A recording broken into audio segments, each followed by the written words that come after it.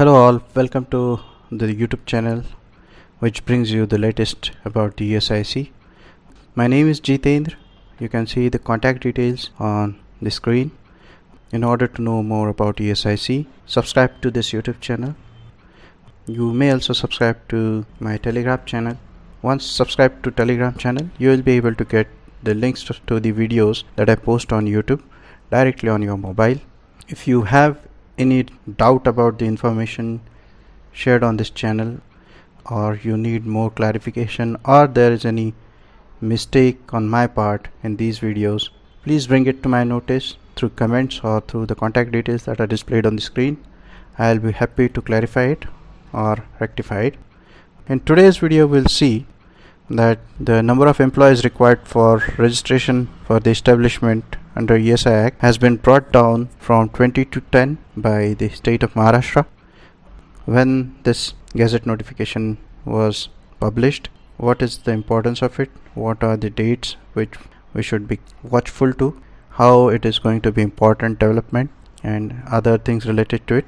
As you know, ESI Act has two types of entities covered under it. One is factory. The definition of factory is as per the definition available in the Factories Act, and the term establishment is not defined in ESI Act.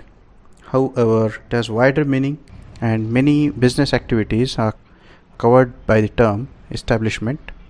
We can see on the screen that shops, hotels, road motor transport establishments, cinema halls and theaters, newspaper agencies, private medical institutions, etc., all such institutions are covered under establishments. Now, as you know, in state of Maharashtra, the requirement for establishment to be covered under ESIC was 20 employees. Now the state government has brought out a notification, and this ceiling of employee has been brought down from 20 coverable employees to 10 coverable employees.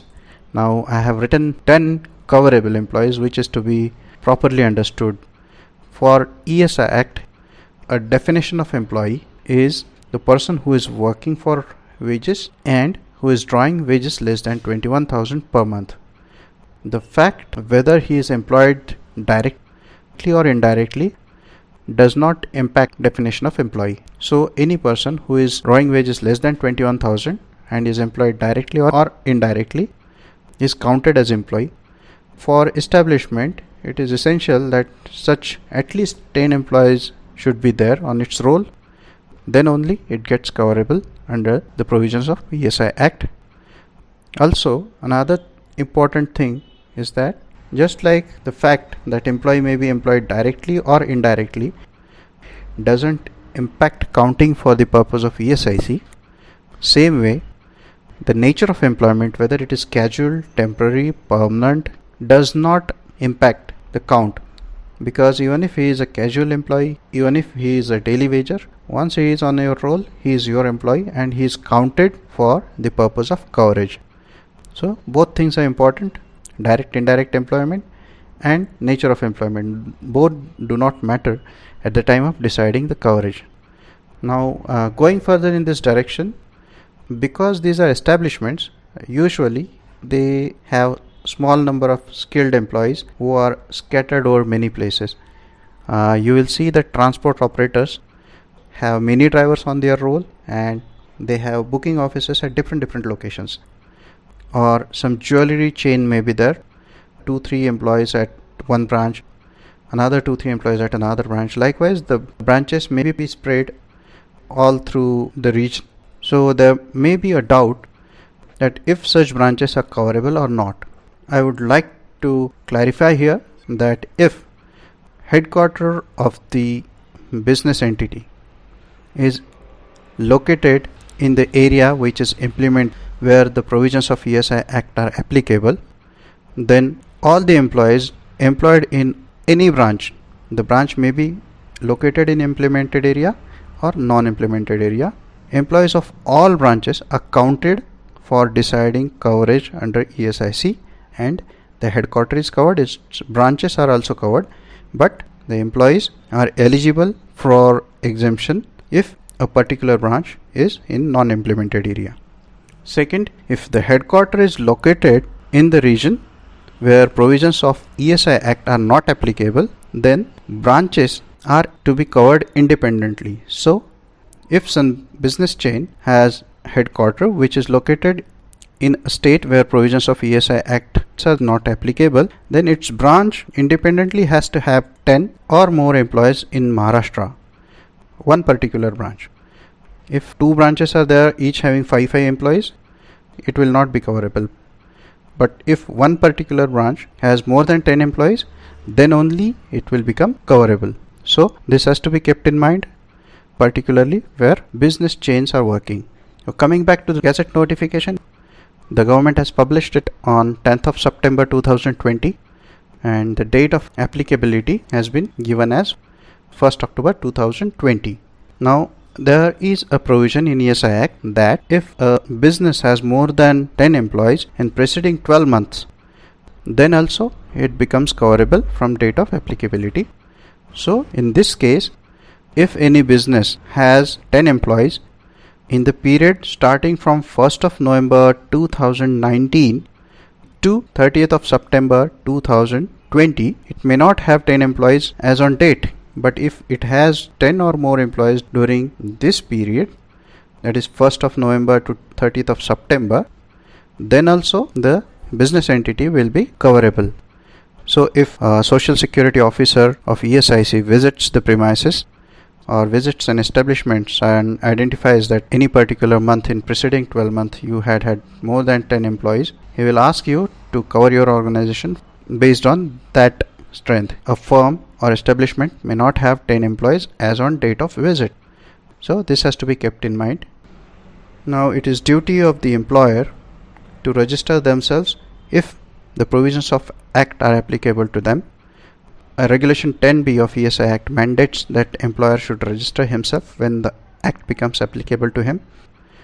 These establishments were already covered, but now since the criteria for number of employees has been brought down, there are many units, many type of activities which were compact and needed small number of employees to run the business will get covered. You can see I have shown you a big list: accounting firms, auditing firms, architect firm, real estate developers, market survey organizations, consultancy firms, beauty parlor, advertisement agencies, distributor agencies, gymnasiums, many such activities. You can just go through the list that is shown, and employees of all such establishments will be coverable under ESI Act because of reduction in number of employees required for the coverage. So as I said earlier, many employees who were so far not getting benefits of ESIC will start getting benefits of ESIC. This step is coherent with the intent of the government. As you might have already known that this Code on Social Security has already a provision which makes it mandatory for the establishment employing 10 or more employees to register under ESI Act. Also, those provisions will be implemented by the government most probably with effect from 1st of April 2021. So this reduction in required number of employees is in coherence with the provisions of Code on Social Security. So if you have not registered yourself and you are coverable, then please register yourself. I have already posted a video which demonstrates how to register on ESI portal. The registration may also be done through Shram Suvidha portal. You can go through it. If you have any doubt, you can come back to me, ask about it. But get yourself registered under ESIC if it is applicable to you.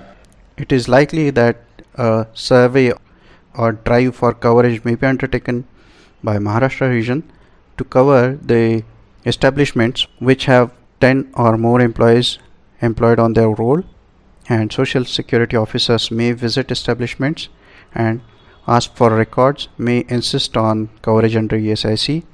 So better you enroll if the act is applicable to your establishment. Our next video will be on COVID-19 Safe Workplace Guidelines for Industry and Establishment, issued by ESIC. As you know that we have started and resumed our business activities though COVID-19 is there. So how to work safely, how to be careful in existence of COVID-19. The guidelines that are issued by the ESIC will be elaborated in the video. If you need any more information about ESIC or any clarification is required from your side about this video, please get in touch or comment on the video. I'll be happy to clarify it. My name is Jitendra. Subscribe to my YouTube channel and Telegraph channel, and thanks for watching this video.